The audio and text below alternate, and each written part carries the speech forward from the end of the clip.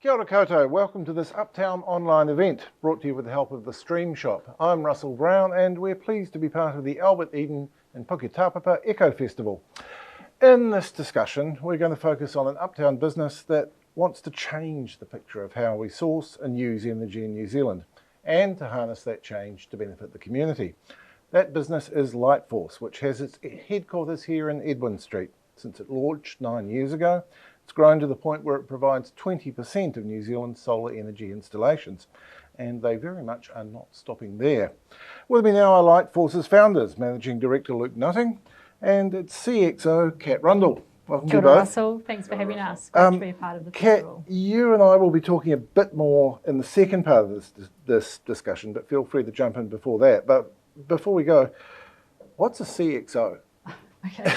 So a CXO is a Chief Experience Officer, and that really is sort of responsibility for every interaction or experience anyone has with Lightforce, with our brand, be it our customers, anyone out there in the world, and our own people. So guardianship over that, over our vision and our purpose, and making sure we're communicating it in the right way to the right people at the right time, and making sure our message is getting out there and being heard, and that we're doing it in the right way. So in a nutshell, it's about the experience and the interaction that anyone has with us. So, right, yeah. And I get the feeling you think a lot about your brand and what it means. Absolutely, yeah. I mean, the brand it's so important. It's the brand for our own people and the brand for our customers and anyone out there in the world. And taking our vision and our mission and our purpose is super important to us, and it sits at the heart of everything we do. So I know we'll get onto more of that a little bit later, but yeah, absolutely, yeah. Luke, tell me a bit about how the company came to be. You're a Sparky by trade, aren't you? Yeah, that's right, Russell. So I came to New Zealand about 12 years ago from Australia. I've been in Australia for a couple of years, and it was the start of the solar boom there at the time. 2008, the Rudd government had just brought out the first subsidy, and then I arrived in New Zealand and there wasn't a solar panel in sight. So it was, so you saw an opportunity? Saw an opportunity, and we did our first install on Rakino Island. It was a one panel install with a car battery. I still think to this day it's going, which is pretty cool. And yeah, we did our first residential install 2014, and we sort of never looked back from there. Now, I am seeing more and more rooftop panels these days, and my impression is they've become a more attractive proposition cost-wise. Is that the case? Yeah, so roughly pre-COVID, we were seeing sort of about a 10% price drop year on year. There's a bit of a bump in the road at the moment, and we've probably seen a 10% increase with shipping and a few other pieces. But it's been coming down massively over the last 10 years. It's sort of, the ROI at the moment residentially is sitting somewhere between 10 and 20%. So simple payback would be somewhere 7 to 10 years with battery. It can even be down at 5 years without a battery. Right. Oh, that's interesting. Has the technology also become better? Battery-wise, yes. Solar panels, not so much. A solar panel's a solar panel. Slightly more efficient, slightly more watts in the panel, but the technology hasn't really changed that much.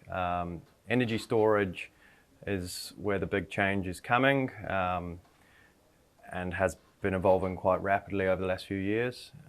So why is that so important? Why has the arrival of the big batteries been important? So solar generation happens in the day, hits peak at midday, and most people are at work in the middle of the day. Sorry, here's the dog.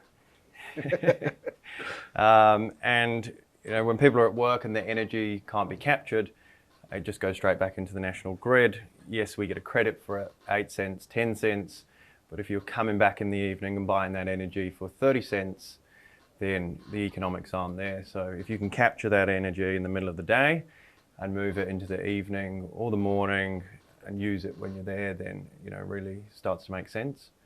And obviously you've probably been well aware of outages that have been happening pretty commonly, a big one in the Waikato last winter. If the power goes out and you can keep your essentials running, then that's payback. That's quite compelling. In terms of that during the daytime thing, I wonder whether the fact that now more of us are working from home, that's changing the game a bit as well. Absolutely. We're definitely seeing power bills increasing with people working from home. Generally you'd have that morning and afternoon peak. Those have sort of been skewed a bit now. People don't have to get everything crammed in and race off to work, so we are seeing slight change in the energy profile, which is quite interesting. It helps for solar. Right. Well, I've got a use case for you. Me. Okay, 2 adults working from home, 2 adult children who are home most of the day, all of us on our computers the whole time. What can you do for me? We could do you a pretty awesome deal, I reckon. Sounds just perfect. That sounds like a pretty typical Kiwi family home. Is it electric hot water? Yep. Electric hot water, that's great. You can essentially use that as a big battery. If you can't consume the energy as it's produced, we can put it into the hot water cylinder. We could even look at a battery if it makes sense. Doesn't always make sense with a battery. But the team that we've got here, if you send us a power bill, we can turn it around in 24 hours, whether it. So that's usually how it'll start, as you say, show us your power bill and we'll tell you. Show us your power bill, we'll look at your energy profile and we'll come back to you with whether it's going to work, whether it's not. It's not going to work for everyone.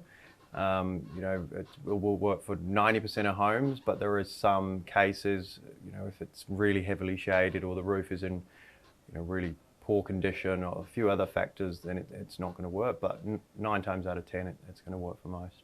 So what's the penetration of solar now? We're sitting at about 1.6% of residential homes. So it's about 30. So that's 98.4% of the market is yet to be had. Yeah. So we're very much in its infancy compared to when we look over the ditch. We're at 28% in Australia. Europe again, massive numbers. So we're literally at the start of the journey, which is pretty exciting. So what's made the difference in those places? Why are they further ahead? Government subsidies is the main driver. It changes the economics overnight. We've never had that. Obviously, government in New Zealand are actually invested in the generators, and that has a bit of a political play, but there's never been an incentive to go, so it is a big cash upfront payment, which has been good and bad. Obviously, it's kept the numbers down, but it's also kept the cowboys out, kept the quality high. So it's pros and cons of not having a government grant, but I'd say it's only positive now we've reached this point. Right. Yeah. That is an interesting point, though. It's that you've got a reasonably high quality industry at the moment, because it's not a gold mine.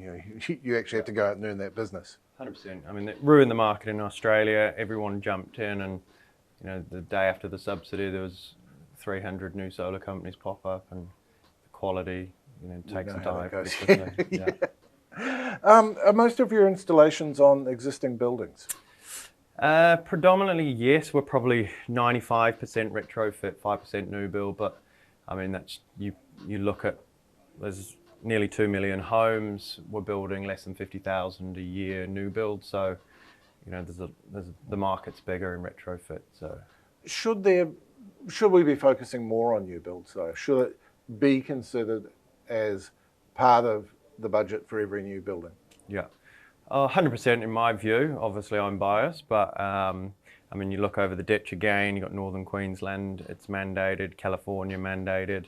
But unfortunately, here with building costs the way they are, in the moment you blow the budget, solar's the first thing to go. Then it's the spa pool, and unfortunately, a lot of people don't see it as an asset that doesn't depreciate. It's actually going to earn you money, and I think that's key thing is actually education, and once people actually understand the economics and the numbers, they'll probably take a look through a different lens when they start. We'll be talking to Kat about that soon. We're sitting here in Uptown, which is going to be a blank canvas for new housing ideas. What kind of things should we be thinking about in terms of solar installations?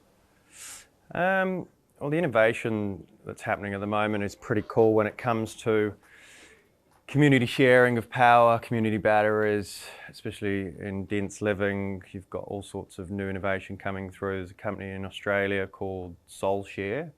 Essentially, panels on the roof goes into a central unit that allows it to distribute through multiple apartments. Those sort of things are pretty cool for, you know, city living. We're actually got a new exciting deal on the horizon with a company called Sunman that is doing flexible solar panels. Perfect for apartments with flat membrane roofs that you know, don't want to do any penetrations because the developers don't want you to penetrate their roofs. Right. So these new panels allow you to get onto those apartments where normally you wouldn't be allowed to put panels on. So, and I guess there's some sort of precedent for that there as well. Now you kind of expect, you know, a good new apartment building, for example, to have network cabling through it. It's just another thing like that, isn't it? yeah, essentially. I mean, I think most developers are going into their new builds now with their green hat on, most of them. And they're all, if they're not going with a system straight away, they're pre-wiring, they're prepping the buildings. I mean, you're just crazy if you're building apartment buildings without EV chargers right now, or at least the wiring in, because no one's going to buy them in 2 or 3 years if it comes with a car park and you can't charge your car. So are there any developers who are good enough at this now to give a shout out to? Who's good? Oh, look, there's a few out there that are I mean, Winton's are doing some pretty cool stuff. I don't know if you saw the Sunfield development down in Takanini. Right, yeah, I did. You know, that's going to be 5,000 homes with solar on every home, community batteries, EV shared cars. You know, that's a pretty futuristic development. There's a few consenting issues at the moment, which is pretty surprising. That's the next thing I was going to ask you about. How do you go with the planners? Are there things council could do to make it easier? Oh, look, they could always make it easier.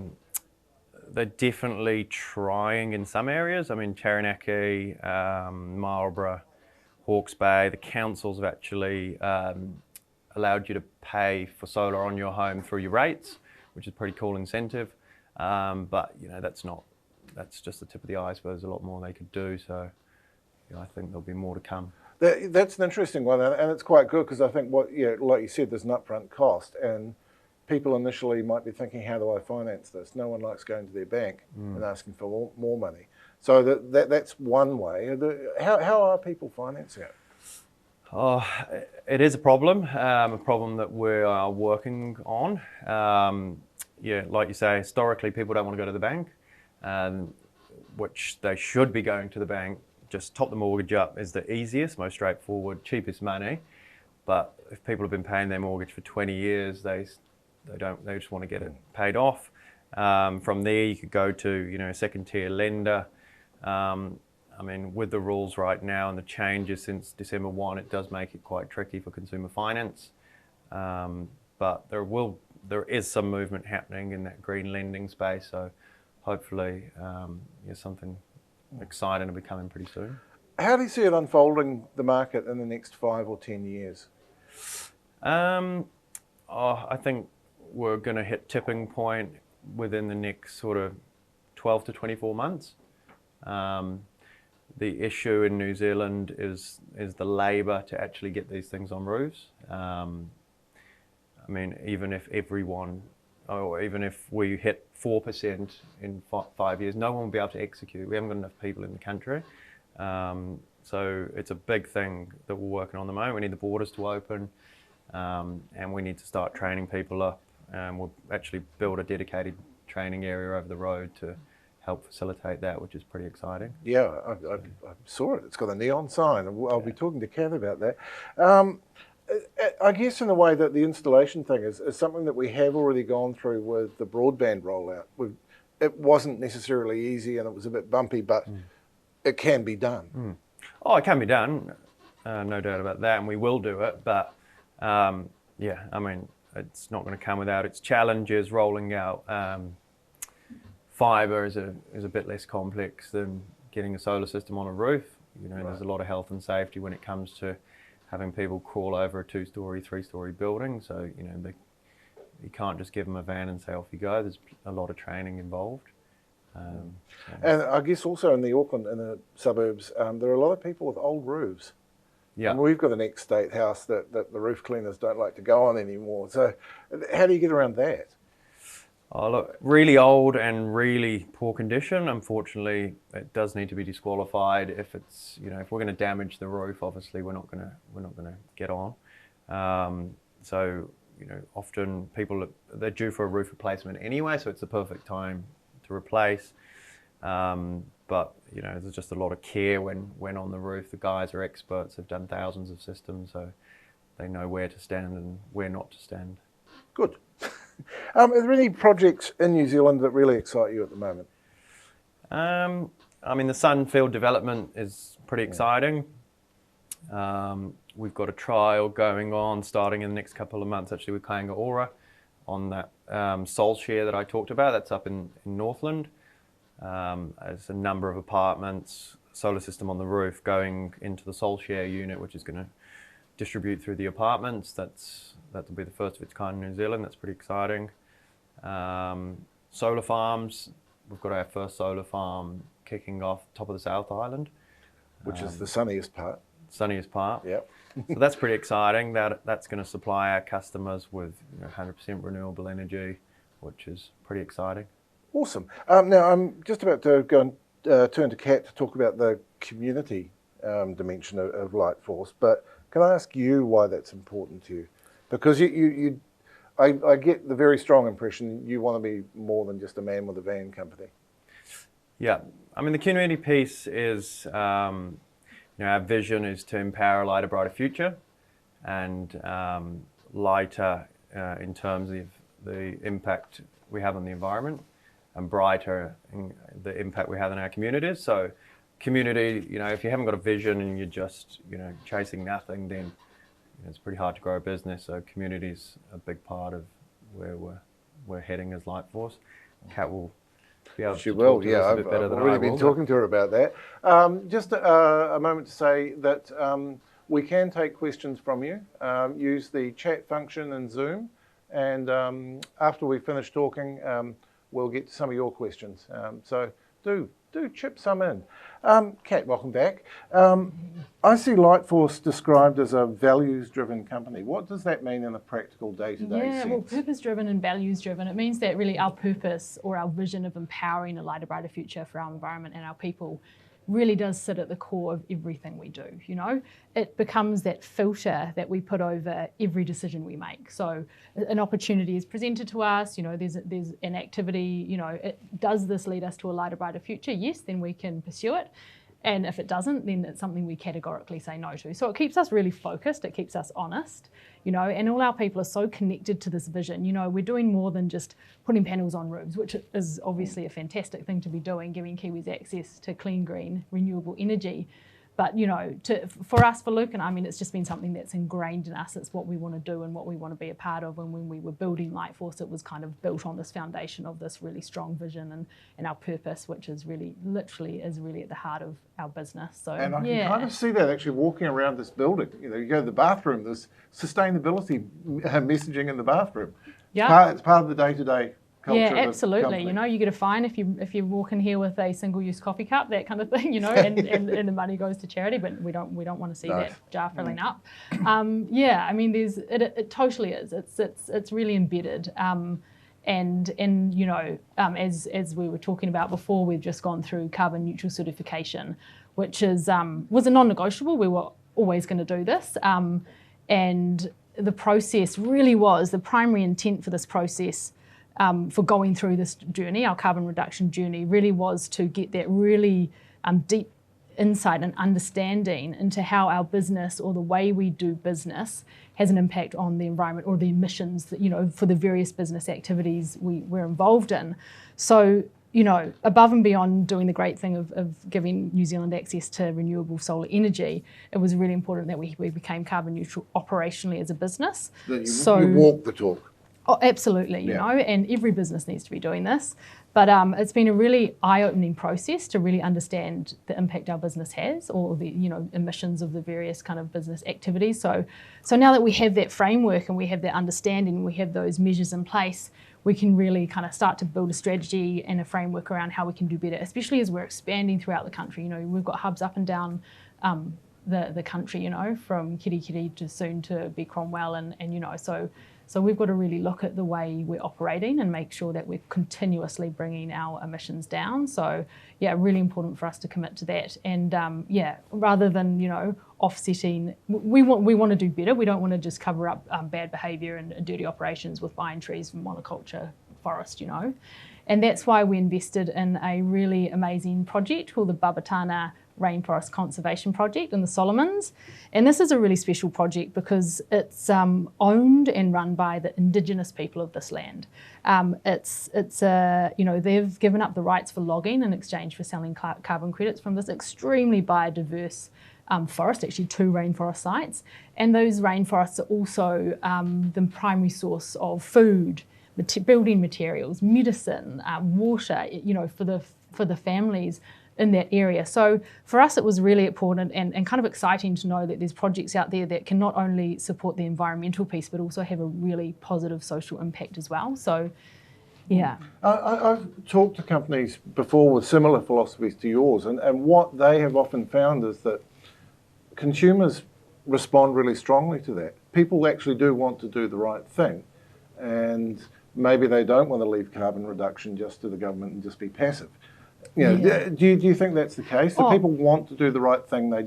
They need to see a good thing. They definitely do. And I think, you know, we all know that like time is running out. We all need to step up and we all need to take responsibility as businesses, 100%, as individuals as well.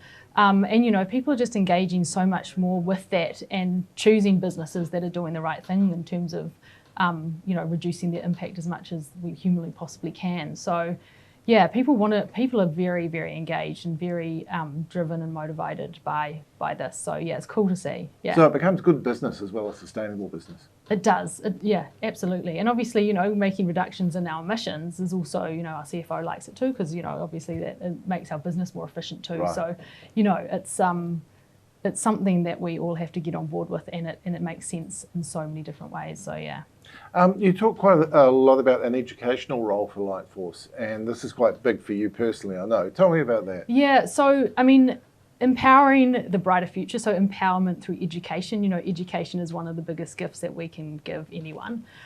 So Luke touched on it with the Lightforce Training Academy, New Zealand's first and only solar-focused training academy. It sounds like Space Academy. It's kind of cool. We want it. I mean, you've seen it across the road. It's colourful. It's bright. It's got neon signs. We've got the classrooms upstairs, and then we've got the kind of practical space downstairs where we've built a mock roof where the students can come and learn how to install solar. It's really cool. It's funded by and backed by the MSD, so the Ministry of Social Development, who are really excited about what we're doing, training the industry and making sure we're getting those opportunities out really to the communities and individuals that need them the most. You know, lots of young people have no idea what's kind of going on in the solar space where it's such a low penetration here that it's kind of, you know, in its infancy still. But when we hit that 2%, that tipping point, and things go crazy, you know, as Luke said, we've got a major labour shortage. So let's take the responsibility for training the industry, working with organisations, education providers, iwi, you know, where we're making sure that we're getting those opportunities to the right places as well.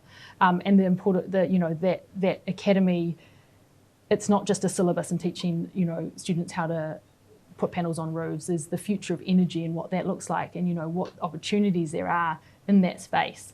And also wrapping around that student and providing that pastoral care, because these students are coming from all different backgrounds, and we want to make sure that they feel really empowered to learn and feel in a really sort of engaging and safe space. So yeah, it's very exciting. We have a first intake on Monday.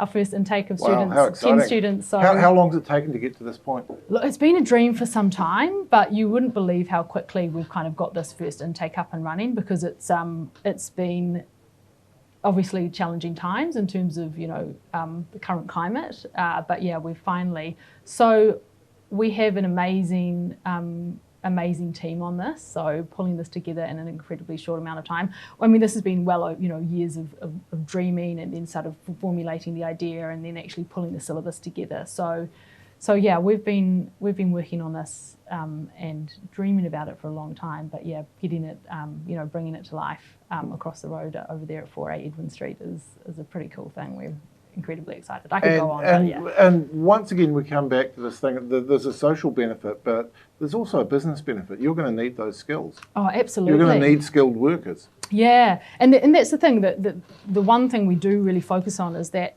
yes, absolutely, if we can induct these students into our own teams, fantastic, but we also want to empower them with as much, as many skill sets as we can. So not only are we teaching them, so the first intake is about that technical solar install piece, and we'll be developing all sorts of different programs, but we're also giving these students, that they'll come out with a forklift license, health and safety certificate, first aid, basics, finance and digital competency.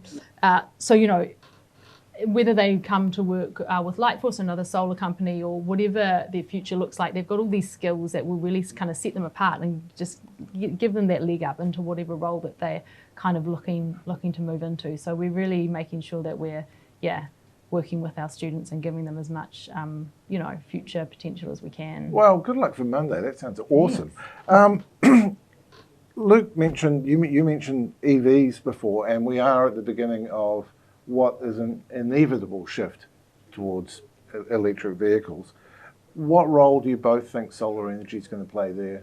Well, I mean, obviously our power bills go through the roof when you're plugging your EV in every night. So, that we're seeing so many more people, I've got an EV, I've just seen my power bill, just, how can solar help? And obviously when you've got that kind of big energy bill, your ROI, your payback is super fast. So just as a no-brainer, really. Right, Luke? I mean, yeah, pretty much. I mean, there is going to change things. That battery we talked about, all of a sudden you've got a really big battery sat in the garage. So utilising that battery not only in the garage, but when it's on the street, trading power into a neighbouring car, a neighbouring home. There's all sorts of pretty exciting stuff going to come out in the next 5 years from electric cars. Yeah, and I actually know people are starting to think like that already, because a friend of mine has just bought a plug-in hybrid, and he's also installed solar panels, and he didn't go for the battery. He said, my car's my battery for the time being. Yeah. I'll get a battery eventually, but... and there's so much innovation in that space, it's coming for sure. Later this year we'll see bi-directional charging, so the car will actually be able to power the home. So obviously that changes things pretty quickly. That's quite exciting. Yeah. That's an interesting idea. Talking about bi-directional, we sort of blew past it before, but the idea of feeding energy back into the grid, that's not as easy as it should be, is it? No. There's 27 lines companies in New Zealand, and everyone's got a different rule that you've got to follow. So it comes with its challenges, but I mean, we're lucky to have such an awesome team working to get these applications through on a daily basis. But yeah, it's definitely, they don't make it easy. What would make it easier? Oh, I think if we're all playing to one rule book, it just needs to be a streamlined online process that's straightforward to allow the uptake of solar to happen at rapid pace. Because at the moment it's just a hurdle, it's just a handbrake, and it just slows everything down. So we are working in the background to make change, which is pretty cool. Kat, tell me about the wall behind us. Is this an aspirational wall? Yeah, look, when we sort of, I guess, rebranded Lightforce, we were thinking, what is it that we want to be as a business outside of just putting panels on roofs, because in the aesthetic of Lightforce is more like a lifestyle brand, because it is about the future of energy and empowering communities. We see solar utility scale and at customer sites as the answer to creating a robust and resilient energy system for Aotearoa, but also this is kind of just talking to the community piece, all the exciting stuff we're doing, engaging our local communities. So that's kind of. So tell me about that, because we'll get on to a few the other things up there, but there are community organisations up there, so that's obviously a clear goal. Yes. Who are you engaging with? How do you engage? How does other people? So we have a number of. So we have a Solar for Good project. So this is where we engage the local community. So especially as we open new hubs, when we go into a new area, we want to really engage the people on the ground and understand in terms of what organisations and charities and community groups are doing really amazing things in the community. So we engage the community, we run a bit of a campaign to find out, the charity we want to work with, that we want to install solar, and the community votes on that. So we've worked with some incredible charities, like here in Auckland, we work with Te Whakaora Tangata, which is an incredible charity in South Auckland. They actually are based in the far north as well now, and they work with ultra high risk whānau who are really kind of overcome by violence and poverty and substance abuse, and they have a premises out in South Auckland that we've put a massive system on. They're amazing because they are having such transformational change for whānau and communities, because they see not the problem as the violence or the drug abuse, but that's a symptom of there's a root cause there, and so they will work with the individual. There's a one-on-one day where they literally sit with these individuals and actually break down their entire life from childhood all the way to where they are today, to kind of understand why why these behavioural patterns are happening, and to really make lasting transformation and break those cycles. So anyway, I could go on about Te Whakaora Tangata. It's a charity that everyone should check out and support. And then recently we've just done an install for Whangarei Native Bird Recovery Centre. Awesome charity up north, run by Rob and Robin Webb, amazing couple, dedicated to rehabilitating our native bird life.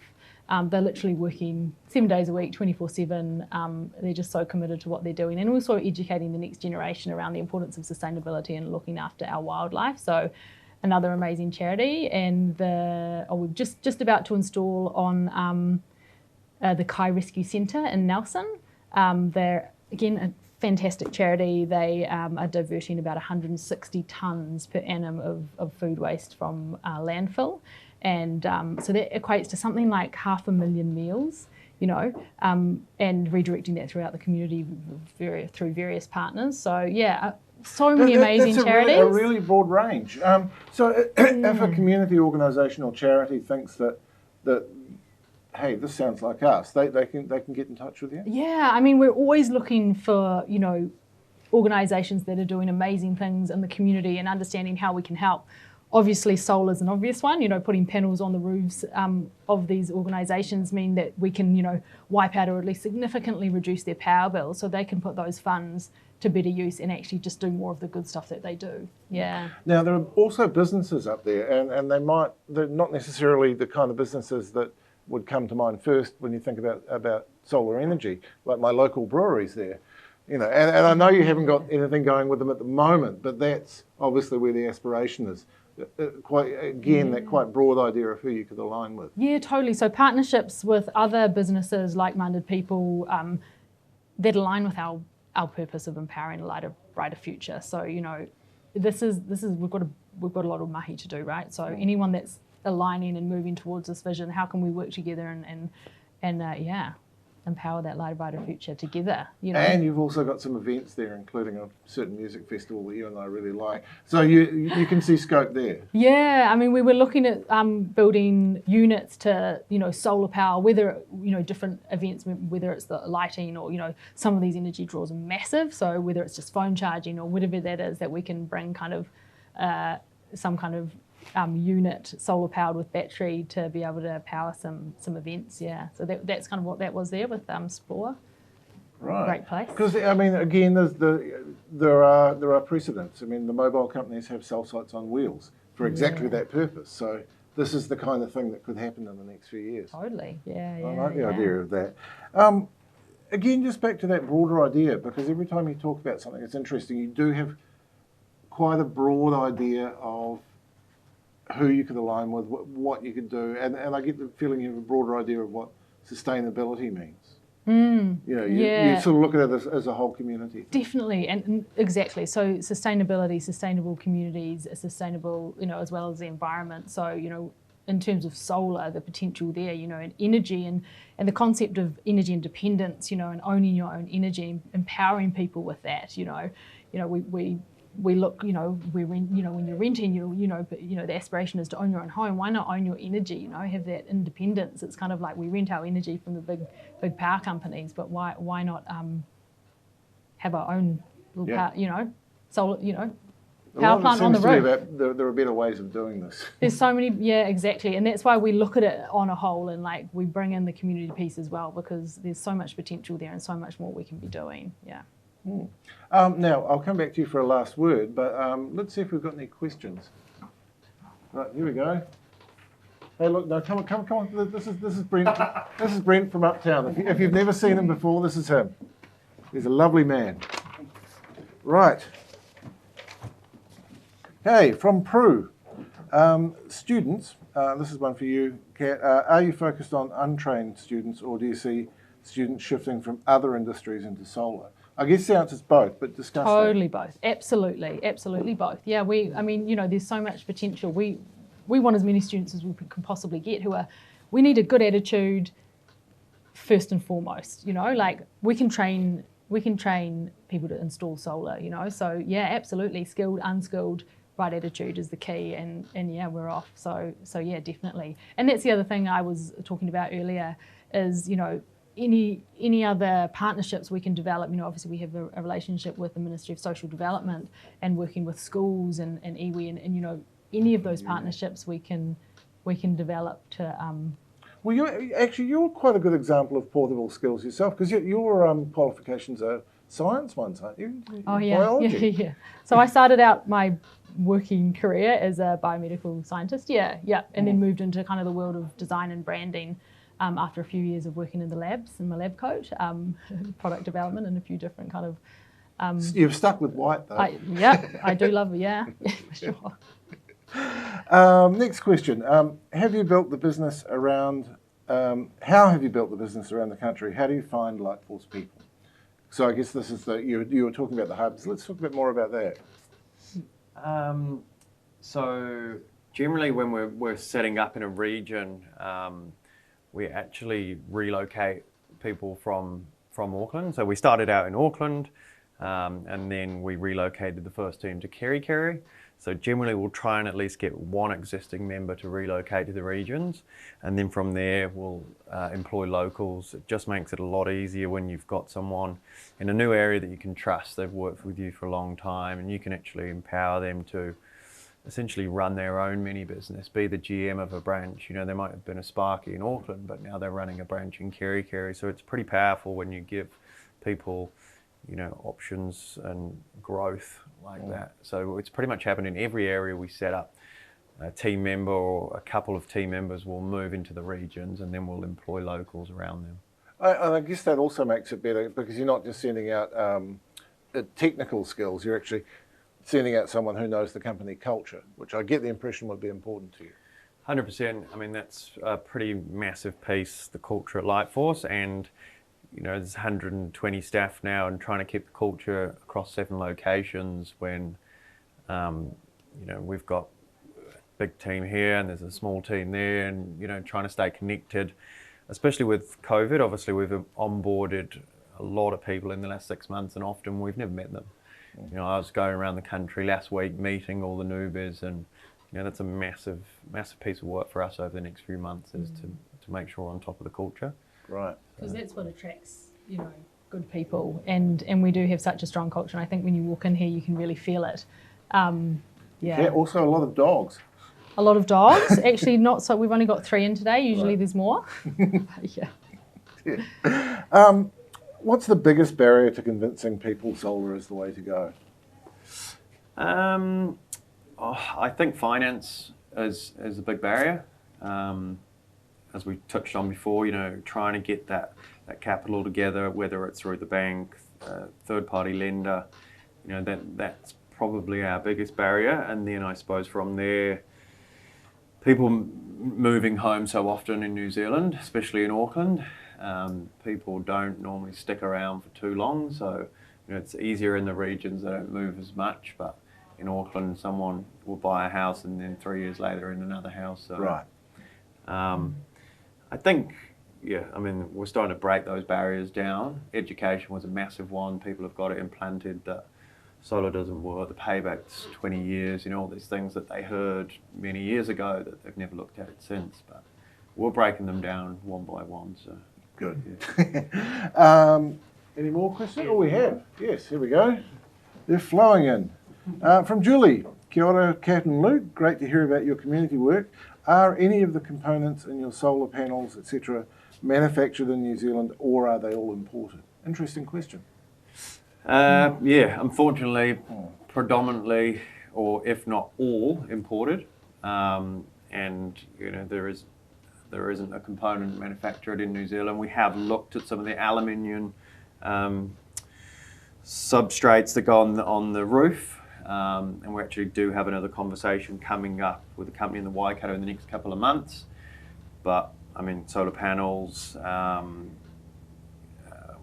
inverters, everything else is out of Asia, and yeah, I don't see that. I mean, India's the next up and coming.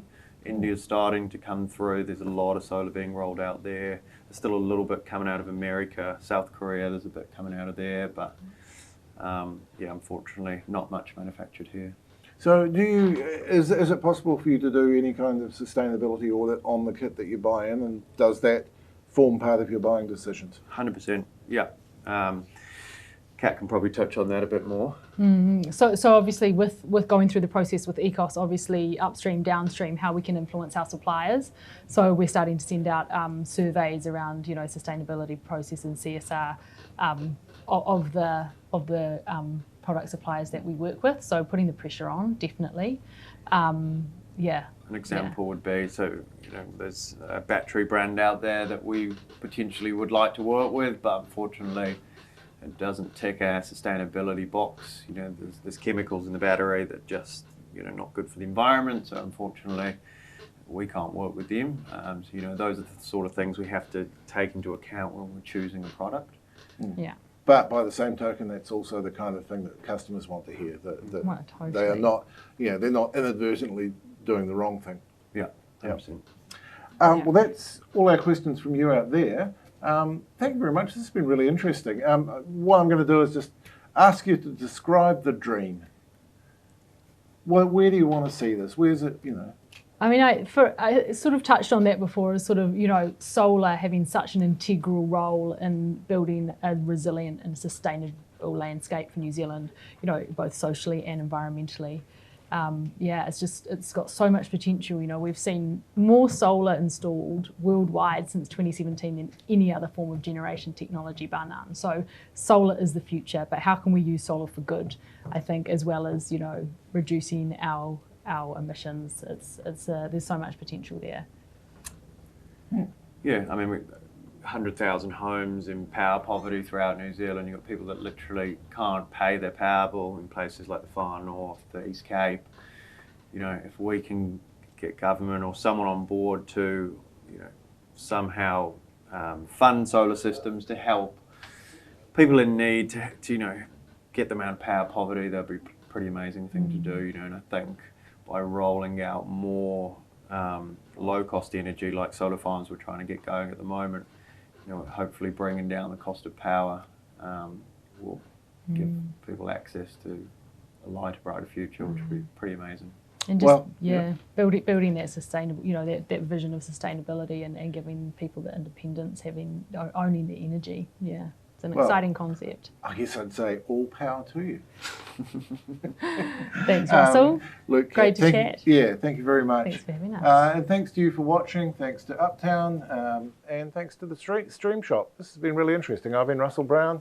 Cheers.